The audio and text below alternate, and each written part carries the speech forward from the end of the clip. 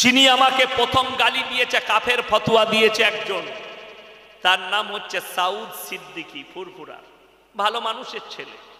আমাকে বলেছে ইয়াসিন কিয়াম করেনি, কাফের হয়ে গেছে। আমার বাপকে পাগল বলেছি। তার উত্তরে আমি বলেছি, আমার বাপ যে মৌলবি, তোর বাপ পর্যন্ত আমার বাপের সামনে কিতাব নিয়ে বসার। আমি এইখান থেকে চ্যালেঞ্জ দিয়ে যাচ্ছি সাউদ সিদ্দিকী, তোমার যোগ্যতা থাকলে খালি মোবাইলে স্টেজে এসে একটা তালিমুল ইসলামের এক পৃষ্ঠা পড়ে খালি মানেটা শুনিয়ে দে। পশ্চিম বাংলার লোক জেনে যাবে তুই মৌলবি কি। কাফের ফতোয়া দিয়েছে আমাকে কেন? আর এই লোক, এই সাউদ সিদ্দিকী দেখছি মদিনা গেছে উমরা করতে, সেইখান থেকে ফেসবুকে পোস্ট করছে তার মুরিদ দিকে, কি বলে যে শোনো, আমি বৃহস্পতিবার পর্যন্ত আছি, তোমরা সবাই দরুদ পড়ে আমার কাছে মোবাইলে পাঠাও, আমি নবীর রওজাতে পাঠিয়ে দেবো। গোটকা খোর, তুই কন্ট্রাক্টর মালবে, এর নাম কন্ট্রাক্টর, কন্ট্রাক্টে লিখছে। এর থেকে বড় নেমো খারাম কেউ আছে? এর থেকে বড় মিথ্যাবাদী কেউ আছে? এর থেকে বড় জিলাপি হুজুর কেউ আছে? তুমি হাদিসকে অস্বীকার বলে যাচ্ছি, 40 দিন কাঁদন, তুমি একজন আল্লাহর ওলি তৈরি হবে। আমাদের দেশের এই গুটকা হুজুররা আর জিলাপি হুজুররা মানুষকে কোরআনের অপব্যাখ্যা করেছে আর মানুষকে গুমরা করে রেখে দিয়েছে। কেন? এদিকে দলিল দিয়েছে কোরআনের, তোমরা কেন আমাদিকে মানবে, আমাদিকে নাজরানা দেবে, আমাদিকে পয়সা দেবে। তারা কোরআনের দলিল দিয়েছে, ইন্না আউলিয়া আল্লাহি লা খাউফুন আলাইহিম ওয়ালা হুম ইয়াহজানুন।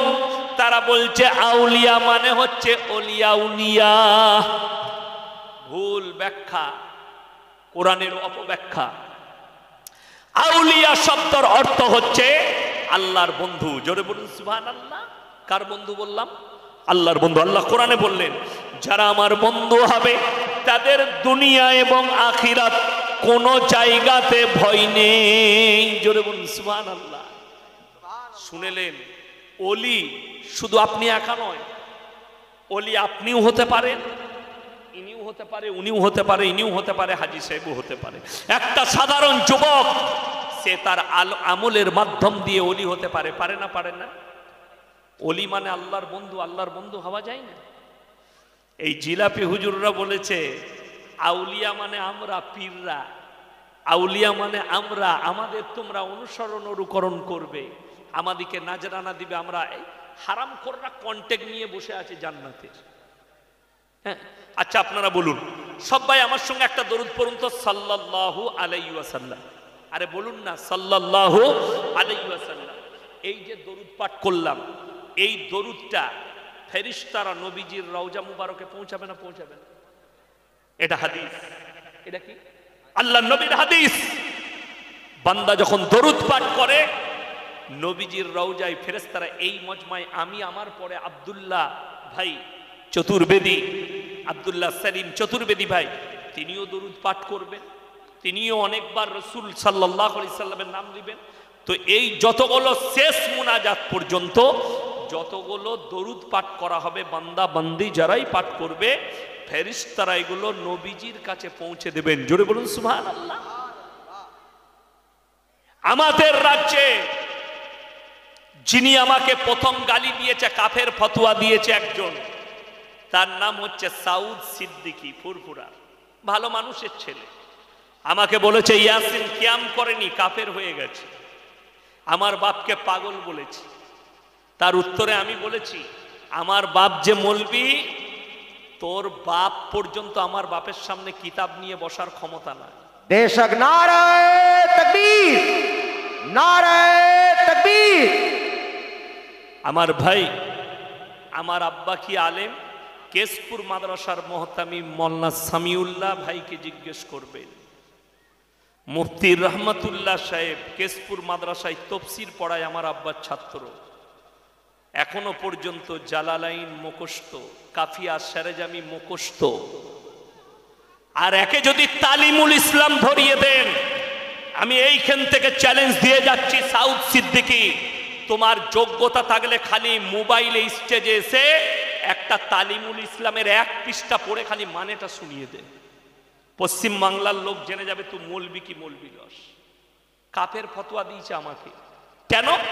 আর এই লোক, এই সাউদ সিদ্দিকী দেখছি মদিনা গেছে উমরা করতে, সেইখান থেকে ফেসবুকে পোস্ট করছে তার মুরিদ দিকে, কি বলে যে শোনো, আমি বৃহস্পতিবার পর্যন্ত আছি, তোমরা সবাই দরুদ পড়ে আমার কাছে মোবাইলে পাঠাও, আমি নবীর রওজাতে পাঠিয়ে দেবো। গোটকা খোর, তুই কন্ট্রাক্টর মালবে, এর নাম কন্ট্রাক্টর, কন্ট্রাক্টে লিখছে। এর থেকে বড় নেমো খারাম কেউ আছে? এর থেকে বড় মিথ্যাবাদী কেউ আছে? এর থেকে বড় জিলাপি হুজুর কেউ আছে? তুমি হাদিসকে অস্বীকার করো, আর এই মানুষটিকে এরা গুমরা করে রেখেছে যে দরুদটা আমি পৌঁছে দেব, অথচ রাসূল সাল্লাল্লাহু আলাইহি সাল্লামের হাদিস, মানুষ যখন, বান্দা যখন দরুদ পড়ে, ফেরেশতারা আল্লাহর নবীর রওজায় পৌঁছে দেয়। এ কম বড় কথা? তো তোকে আল্লাহ কবে এই দায়িত্ব দিলে জিজ্ঞেস করো। আমাদের দেশের লোক মনে করছে, কিছু লোক লম্বা জামা পা পর্যন্ত পড়েছে আর আল খেল্লা পড়েছে মানে বিরাট বড় ওলি। আরে শুনিয়ে দাও, সাউদ সিদ্দিকীর মতো জিলাপি হুজুরকে তোর মতনই লম্বা জামা পরে আল্লাহর নবীর লাশ চুরি করতে গিয়েছিল মসজিদে নববীতে, তারা ইতিকাফ নিয়েছিল। এরা হচ্ছে মানুষের ঈমান চোর, মানুষের ঈমান চুরি করছে, ধ্বংস করছে। মানে আমাকে নাজরানা দাও, আমি তোমাদের দরুদগুলো পৌঁছাইছি, এসে বলবে লুঙ্গি দে না হলে গেঞ্জি দে, ওই পরে তো তোদের জিন্দেগি কাটছে। এই দেখ, ইয়াসিন নিজের ইনকামে আমার বাপের পয়সায় পড়ছি, আর তোদের পা থেকে মাথা পর্যন্ত সাউদ সিদ্দিকীর যতগুলো জিনিস আছে সব লোকের কাছে চাওয়ার ভিক মাঙ্গা জিনিস। আমি ভিক মাঙ্গা মাল পড়িনি, আমাকে গালি দাও কাফের বলে। আচ্ছা, এতক্ষণ বক্তব্য দিলাম, আপনারা কিছু সূত্রপাত পেলেন যে আমি কাফের? কথা বলে না। আচ্ছা, আমি নবীর উপরে দরুদ পাঠ করলাম না করিনি? করেছি, জলসার শুরুতে করেছি।